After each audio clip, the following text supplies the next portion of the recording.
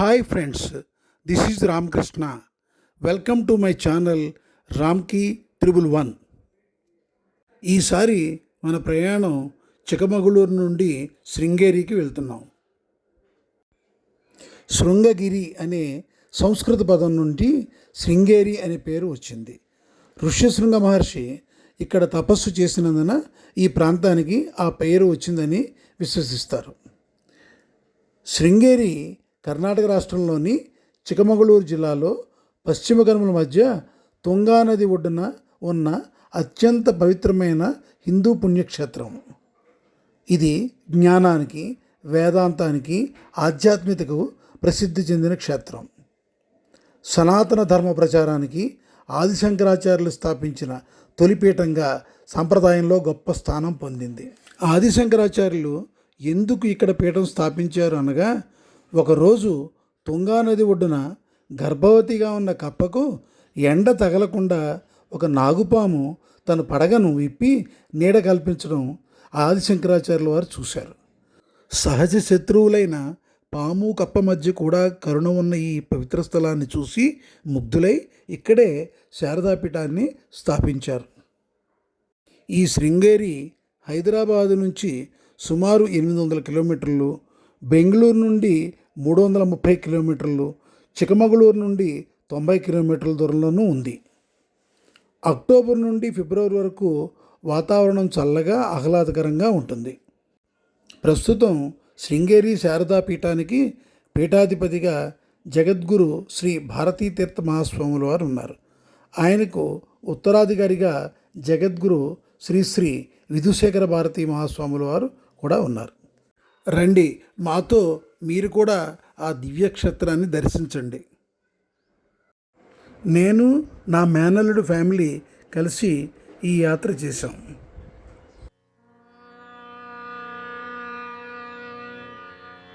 స్థాపకాయ చ ధర్మస్య సర్వధర్మస్వరూపిణే అవతార వరిష్ఠాయ రామకృష్ణాయ తే నమః. భజ గోవిందం భజ గోవిందం భజ గోవిందం భజ గోవిందం గోవిందం భజ మూఢమతే. భజ గోవిందం భజ గోవిందం గోవిందం భజ మూఢమతే. సంప్రాప్తే సన్నిహితే కాలే సంప్రాప్తే సన్నిహితే కాలే నహి నహి రక్షతి దుఃఖ కరణే నహి నహి రక్షతి దుఃఖ కరణే. భజ గోవిందం భజ గోవిందం గోవిందం భజ మూఢమతే. మూఢజహీహి ధనాగమతృష్ణా మూఢజహీహి ధనాగమతృష్ణా కురు సద్బుద్ధిం మనసి వితృష్ణా కురు సద్బుద్ధిం మనసి వితృష్ణా. ఎల్లభసే నిజ కర్మోపాతం ఎల్లభసే నిజ కర్మోపాతం విత్తం తేన వినోదయ చిత్తం. భజ గోవిందం భజ గోవిందం గోవిందం భజ మూఢమతే. యావత్వితోపార్జన శక్తః తావత్ నిజ పరివారో రతః.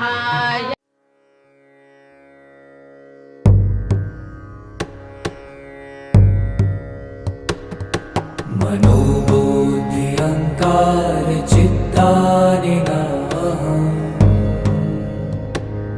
न च श्रोत्रजिह्वे न च घ्राणनेत्रे न च व्योमभूमि न तेजो न वायु चिदानन्दरूप शिवोऽहं शिवोऽहम्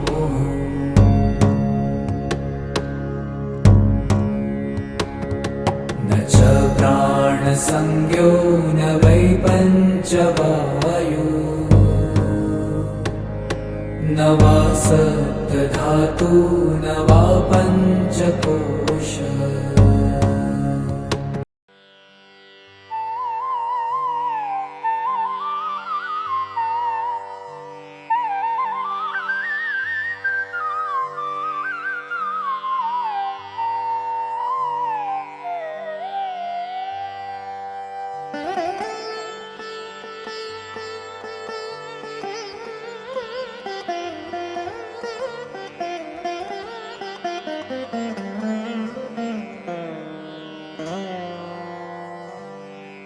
शङ्कर पूजिते शारदे सर्वसहोदरि शारदे शङ्कर पूजिते शारदे सर्वसहोदरि शारदे शङ्कर पूजिते शारदे सर्वसहोदरि शारदे अभीष्टवरदे शारदे अद्भुतचरिते शारदे अभीष्टवरदे शारदे अद्भुतचरिते शारदे शृङ्गगिरिस्थे शारदे श्रुतिप्रतिपाद्ये शारदे शृङ्गगिरिस्थे शारदे श्रुतिप्रतिपाद्ये शारदे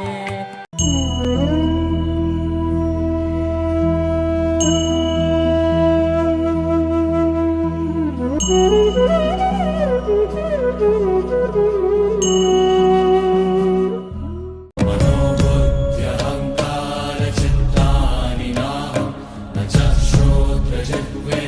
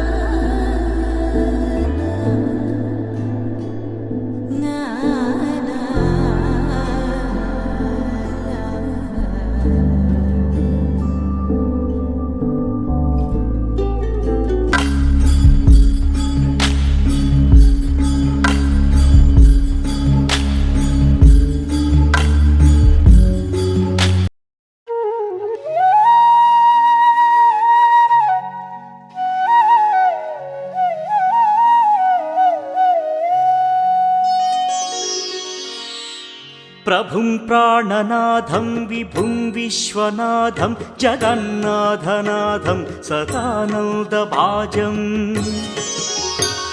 भवद्भव्यभूतेश्वरं भूतनाथं शिवं शङ्करं शम्भुमेशानमीडे गळेरुण्डमालं तनौ सर्पजालं महाकालकालं गणेशाधिपालम् ఈ ఆలయ ప్రాంగణంలో ఉన్నటువంటి అక్షరాభ్యాస మండపంలో పిల్లలకి అక్షరాభ్యాసం గనక చేయిస్తే సాక్షాత్తు ఆ అమ్మవారు తన ఒడిలో పిల్లల్ని కూర్చోపెట్టుకుని అక్షరాలని దిద్దిస్తుంది అని భక్తుల విశ్వాసం.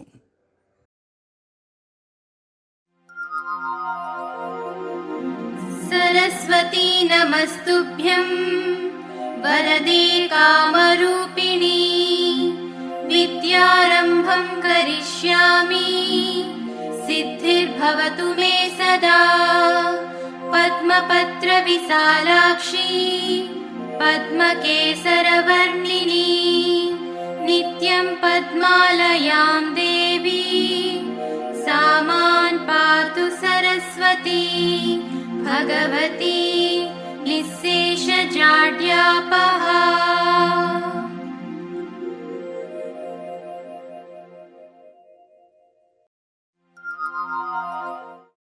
ॐ